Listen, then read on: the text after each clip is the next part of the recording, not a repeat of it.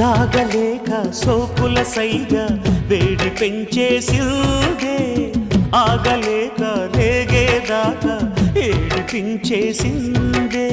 వామ్మో వాయో అన్నా వినలేదే వేగం ఆహా అంటూ కొలిసిందే పాపం అల్లేసినా గిల్లేసినా బాగానే ఉందే కొత్తగా దిత్తన దిత్తన దిత్తన దిత్తన దిత్తన మోగిందోయమ్మో శృతి చెయ్యని సిగ్గుల వీణ